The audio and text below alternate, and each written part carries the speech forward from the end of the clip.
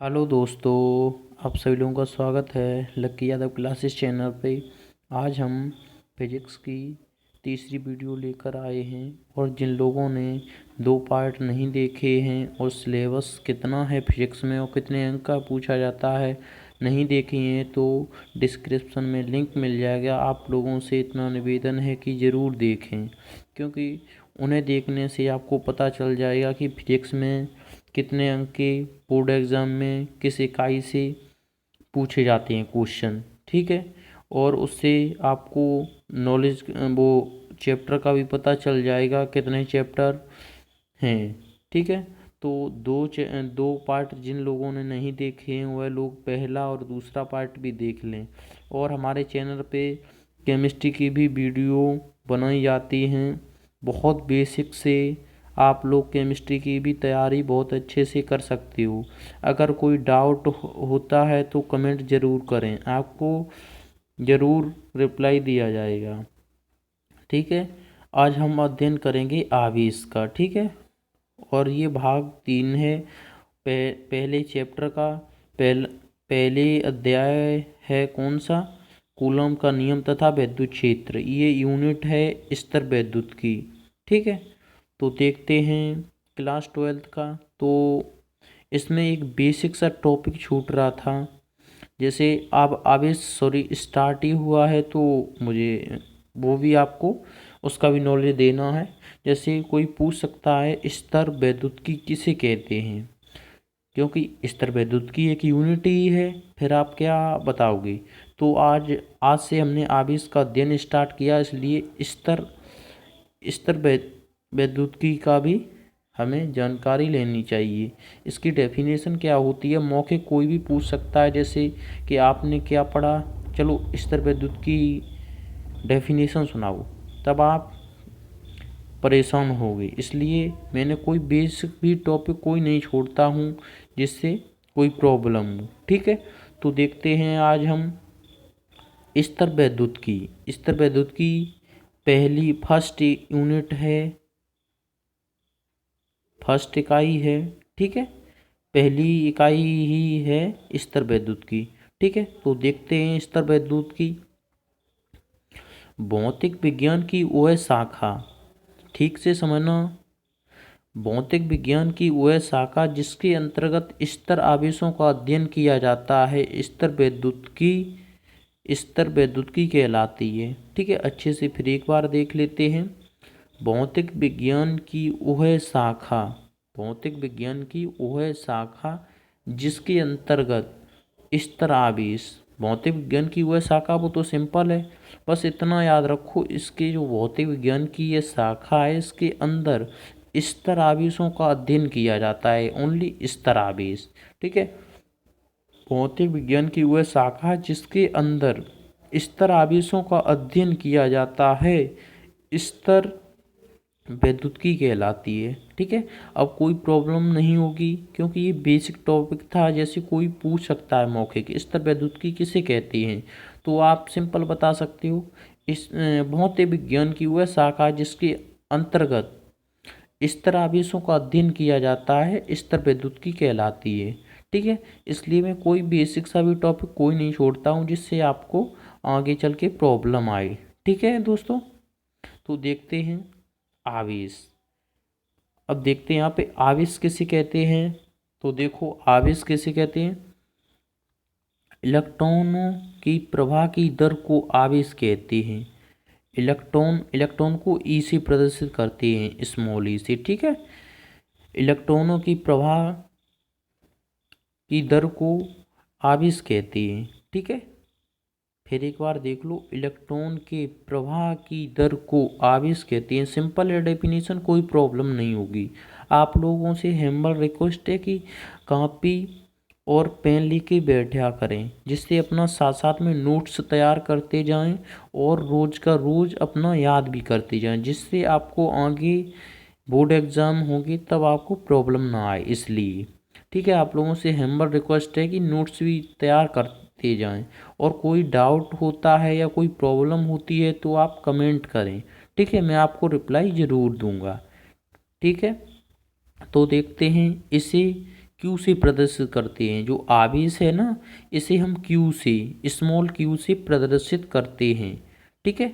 और इसका मात्रक होता है कूलम। ठीक है।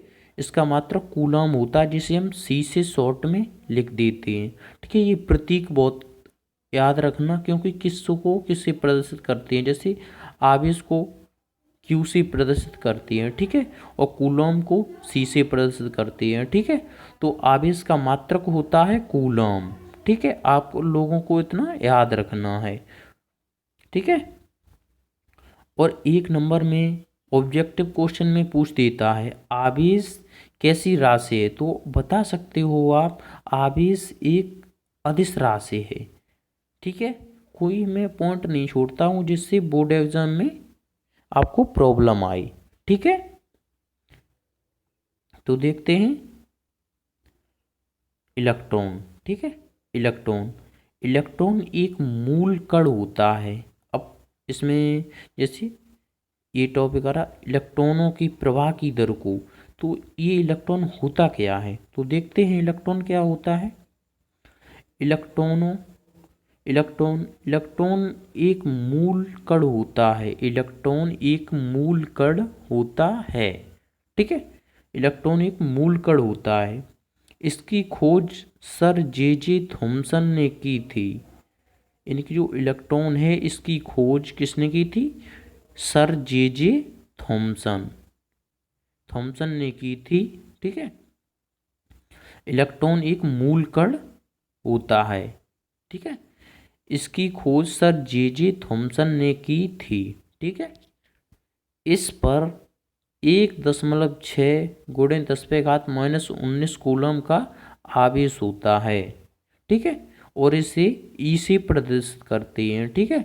बहुत ही इम्पोर्टेंट चीज़ है, हर किसी को आप समझते जाएं और लिखते जाएं किसको किससे प्रदर्शित करते हैं। जैसे इलेक्ट्रॉन को ई से प्रदर्शित करते हैं, स्मॉल ए, सॉरी ई से।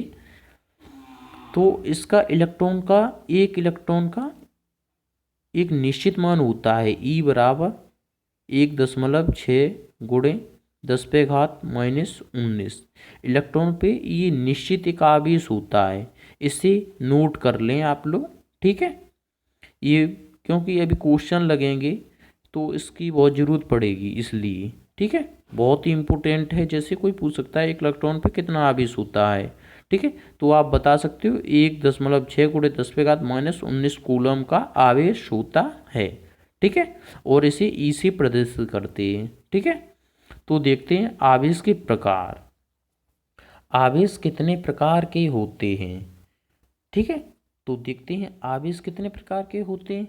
आवेश आवेश 2 प्रकार के होते हैं। ठीक है। आवेश है वह 2 प्रकार के होते हैं। एक तो होता है धनात्मक आवेश हो गया। ठीक है। और दूसरा होगा ऋणात्मक आवेश। आवेश 2 प्रकार के होते हैं। ठीक है।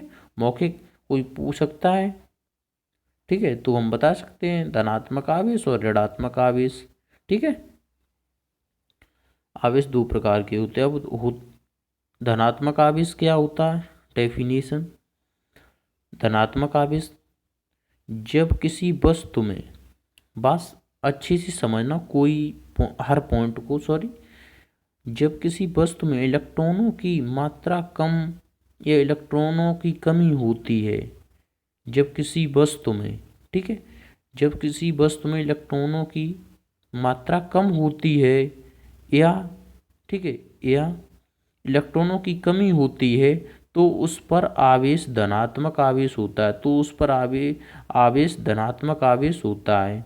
जैसे ये वस्तु हो गई, ठीक है, इस पे जब क्या बोला, जब किसी वस्तु में इलेक्ट्रॉनों की मात्रा कम होती है, इस पे इलेक्ट्रॉनों का चार्ज कम है, ठीक है, इस पे इलेक्ट्रॉनों का अगर चार्ज कम है, इलेक्ट्रॉनों की मात्रा कम है, ठीक है, और तो कौन सा आवेश होगा, इस पे धनात्मक आवेश होगा। ठीक है। जब इलेक्ट्रॉनों की मात्रा, समझ के हर पॉइंट को समझें और साथ साथ नोट भी करते जाएं, जिससे आपको याद करने में, अभी आप एक बार समझ ले रहे हो और फिर एक बार और समझ लो, एक बार रिवाइज कर लो तो बहुत अच्छे से आपको याद हो जाएगा। अगर आप इसके बाद याद करोगे तो आपको डबल मेहनत करनी पड़ेगी। ठीक है, अभी आप अच्छे से हर पॉइंट को समझ रहे हैं और फिर आप एक बार रिवाइज कर लो, बस अच्छे से याद हो जाएगा। जब किसी वस्तु में इलेक्ट्रॉनों की मात्रा कम होती है या इलेक्ट्रॉनों की कमी होती है तो वहाँ पर आवेश धनात्मक आवेश होता है। ठीक है, तो वहाँ पे धनात्मक आवेश होता है। ठीक है, अब देखते हैं ऋणात्मक आवेश। ठीक, इसका विपरीत ऋणात्मक आवेश होता है। क्या होता है? देखो, जब किसी वस्तु में इलेक्ट्रॉनों की मात्रा अधिक होती है, ठीक है, जब किसी वस्तु में इलेक्ट्रॉनों की मात्रा अगर कम होगी तो होगा धनात्मक आवेश। ठीक है, और जब किसी वस्तु में इलेक्ट्रॉनों की मात्रा अधिक होती है, जब किसी वस्तु में इलेक्ट्रॉनों की मात्रा अधिक होती है या इलेक्ट्रॉनों की अधिकता होती है तो वहाँ पर ऋणात्मक आवेश होता है। ठीक है, हर पॉइंट को बहुत अच्छे से समझें। क्या बोल रहा है? जब किसी वस्तु में इलेक्ट्रॉनों की मात्रा अधिक होती है, ठीक है, और धनात्मक आवेश में क्या था? जब किसी वस्तु में इलेक्ट्रॉनों की मात्रा कम होती है या इलेक्ट्रॉनों की कमी होती है तो वहाँ पर धनात्मक आवेश होता है। और उसका ठीक विपरीत उल्टा ये है ऋणात्मक आवेश। ठीक है, ऋणात्मक आवेश जब किसी वस्तु में इलेक्ट्रॉनों की मात्रा अधिक होती है या इलेक्ट्रॉनों की अधिकता होती है तो वहाँ पर ऋणात्मक आवेश होता है। ठीक है, अब देखते हैं आवेश को किसी भी वस्तु को यानी कि आवेशित करने की विधियाँ। ठीक है, आवेश किसी वस्तु को कितनी विधियों से किया जाता है, अब ये टॉपिक है। ठीक है, अच्छे से समझिए। कोई भी वस्तु है उसे यानी कि कितनी विधि द्वारा आवेशित किया जा सकता है। ठीक है, आवेशित करने की विधियाँ। ठीक है, तो देखते हैं किसी भी वस्तु को आवेशित करने की 3 विधियाँ हैं। अगर कोई भी वस्तु है उसे हम आवेशित करते हैं तो 3 विधियाँ हैं। ठीक है, अब वह कौन कौन सी विधियाँ हैं देखते हैं। देखें कौन कौन सी विधियाँ हैं। देखो, नंबर 1 घर्षण द्वारा आवेशित कर सकते हैं। ठीक है, नंबर 2 प्रेरण द्वारा। ठीक है, नंबर 3 चालन द्वारा। ठीक है, किसी भी वस्तु को आवेशित करने की 3 विधियाँ हैं। ठीक है, कौन सी? घर्षण द्वारा, ठीक है, प्रेरण द्वारा, चालन द्वारा। किसी भी वस्तु को हम 3 विधियों द्वारा आवेशित कर सकते हैं। ठीक है, अब आगे का टॉपिक कल बताया जाएगा। ठीक है, वीडियो देखने के लिए धन्यवाद। अगर किसी को कोई प्रॉब्लम हो रही है या कोई डाउट हो रहा है तो आप कमेंट कर सकते हैं। ठीक है, और जो लोग केमिस्ट्री भी पढ़ना चाहते हैं तो इसी चैनल पे आपको केमिस्ट्री भी पढ़ाई जाती है। डिस्क्रिप्शन में सभी वीडियो का लिंक मिल जाएगा। अभी उसके भी 3 पार्ट ही बनाए हैं, उसमें भी डिस्कशन किया है 2022 का सिलेबस, कितने चैप्टर हैं, कितनी इकाई हैं और कितने अंक के बोर्ड एग्जाम में पूछे जाते हैं। ठीक है, तो उसके भी अभी दो ही पार्ट बने हैं।